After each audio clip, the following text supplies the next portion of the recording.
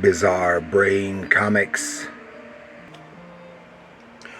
Oh, hello, my comic book friends, and welcome to Bizarre Brain Comics. I'm Gary, your host, and this is where I like to take a look at some older comics, talk a little bit about the characters and creators, and examine the stories and the art.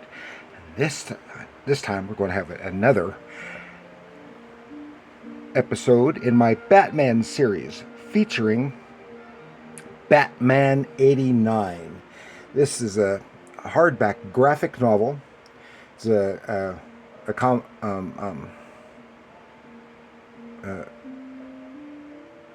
combination of the 6-issue miniseries from 2022. So it's not that old. I remember seeing a couple of the issues on the stands at the time. And yes, it is Batman 89, like Batman 66, specific version of Batman. And this is written by Sam Hamm, with art by Joe Quinones and colors by Leonardo Ito. I think the whole package is very nicely done, and is a good, interesting read.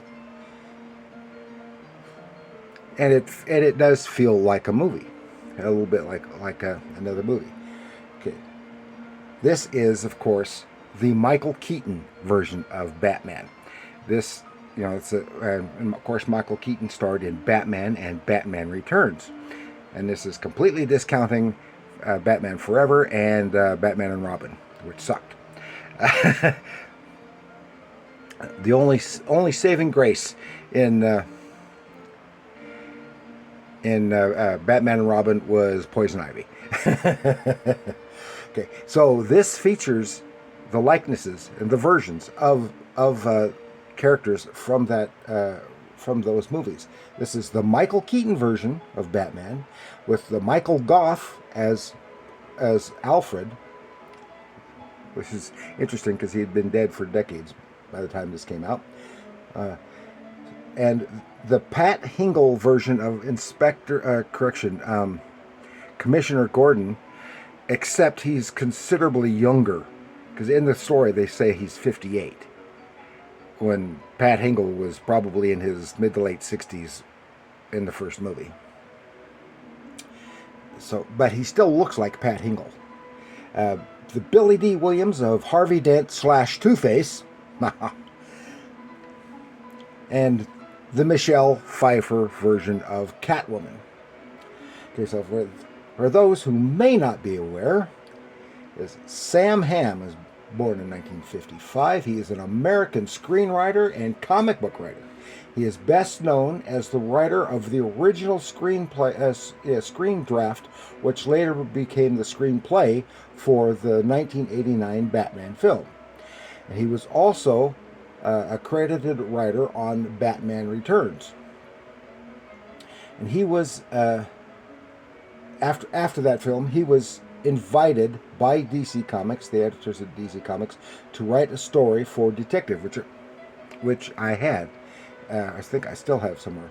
It was like a two or three issue story arc, which resulted in Batman Blind Justice storyline. And he also worked on such films as Never Cry Wolf, which I'm not familiar with, Monkey Bone, which I've heard of but I'm not familiar with, the Mantis TV series, which was on Fox shortly after it started its TV network, and I remember that one. That was a pretty decent show. It only lasted like a half a season, and he worked on episodes on the Masters of Horror TV series.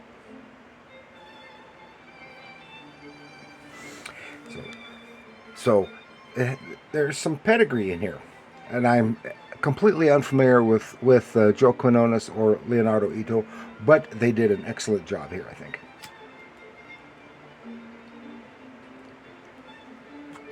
Had an excellent representation of the images of the actors, so it looks just like the actors. And the bat suit here is basically the same bat suit that was worn in the first movie. So I'll try to do this. Since it's 6 inches long. Let's see. This is one of the covers of one of the issues, The Dark Knight Returns. That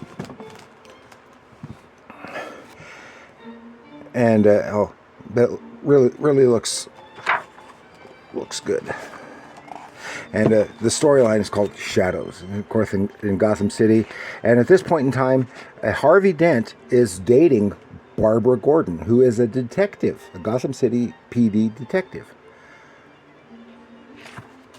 And of course, Harvey Dent is the district attorney, and the story is taking place at about Halloween.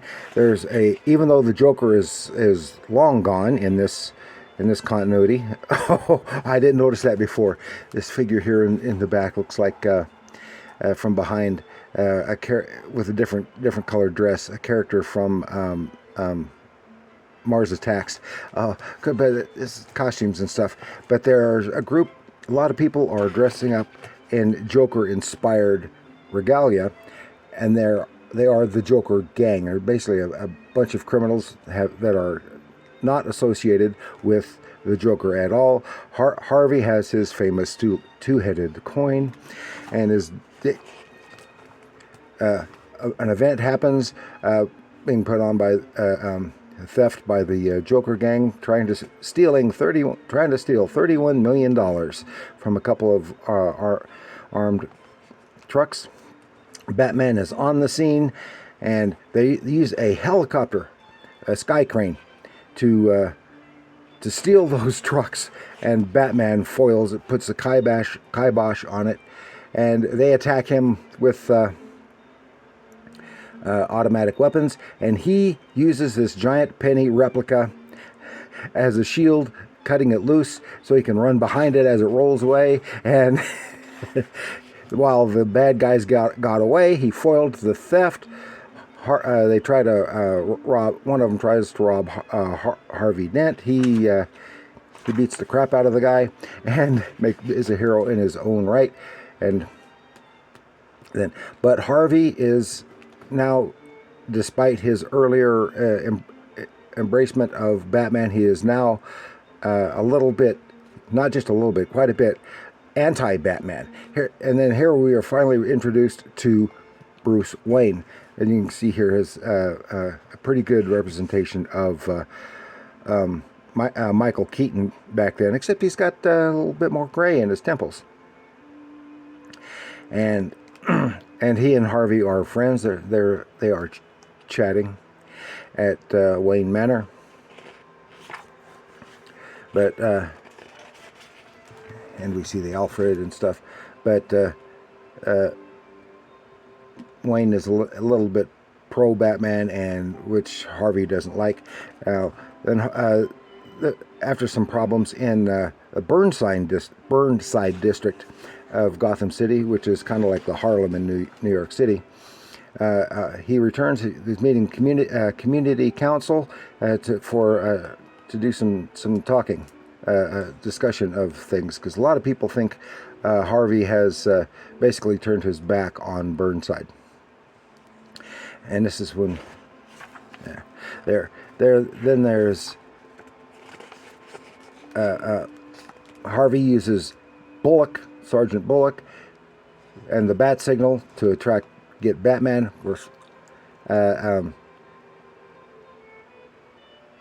Commissioner Gordon, his communication with bats says, I didn't put the bat signal.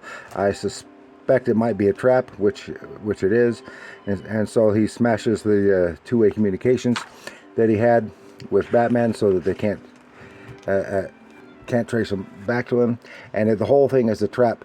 While Bats easily gets away from the cops set up to arrest him, stumbles into the middle of what appears to be a robbery in a store. Guys chasing the thief down. Bats follows him, finds out he is just a teenage boy who has stolen diapers for little baby who's either his sister or his own baby. And he's frightened when Bats appears. But then Bats is bushwhacked by another costumed person. And while they're struggling, the cops come after him, and they accidentally end the gunfire after him. That teenage boy who stole the diapers is accidentally killed, and Bruce Wayne is racked by guilt. Here we see Barbara Gordon. We saw her earlier, and a lot of stuff going on here. Then they have a meeting in a local garage in Burnside, and Harvey Dent gets a local pastor to talk with him. Plus, as beyond the Joker gang, there's a Batman gang of sorts, and they're just a gang of street toughs patrolling, looking for excuses to beat people up, basically. And while they're trying to be toughs and wind up doing a little bit of looting on their own, this other masked figure in green and yellow, who could that be? Takes that bunch down. They go and meanwhile he has here, and we see. Meanwhile, Bruce Wayne has the giant penny delivered to Wayne Manor, which is then to be put into the Batcave as a souvenir, which goes way back to the 40s, and the giant penny souvenir in the Batcave. Anyway, I'm taking way too long. Anyway, the Bat guys do some mugging, and but are stopped by Catwoman. This is her first reappearance since Batman Returns, and Bruce Wayne is not sure whether she had survived or not. Well, she definitely has survived.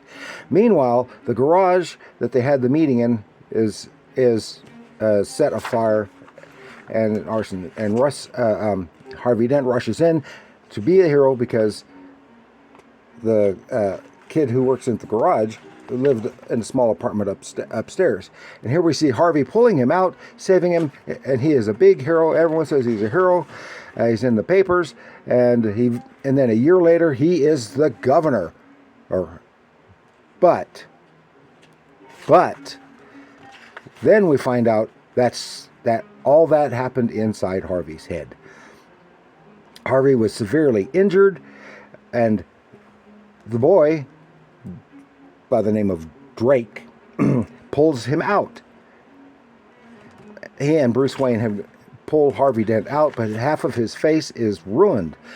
And this triggers it off, because that is the origin of the Two-Face. I'm taking way too long here, but he is now Two-Face, and Bruce Wayne was going to send him to Zurich, Switzerland for some reconstructive surgery, but meanwhile his psyche has fractured. And he has become Two-Face and gone off running. He finds out that kid Drake is, of course, the kid we know, becomes Robin. His name is Drake Winston, but he is. I'll just say he eventually is teams up with the Batman. Of course, Barbara Gordon knows nothing about. She is no Batgirl, nothing about it. But Batman and the new Robin are working together. They're trying to find Harvey Dent. They're not sure what the situation is. That he has killed a few people, and he is constantly in turmoil between Harvey Dent and Two-Face. He sets up an underground headquarters, and he gets the Joker gang, and they become the Two-Face gang. And same cast of characters, they just change their makeup and appearance. So Bats and Robin are they're trying to save Harvey Dent, but he has been doing some bad things, even using the bat signal. And Commissioner Gordon has been forced to resign, but they confront Two-Face, but Commissioner Gordon is captured and taken prisoner. And meanwhile, Catwoman she's doing some underhanded things, but it's mostly in a good cause. She almost takes out Barbara Gordon, and there's just so much you can see here. Ultimately, Two-Face kills an informant, and then later he winds up, I'll skip closer to the end, he kills Commissioner Gordon, which is very, very sad. And while Bruce Wayne was injured, and so Two-Face doesn't know that he is Batman, but in a conflict with Catwoman, Harvey starts to fall from he's in the Batcave, falls to one of the crevasses in the cave. Bruce Wayne tries to save him, but no go, and he falls to his death.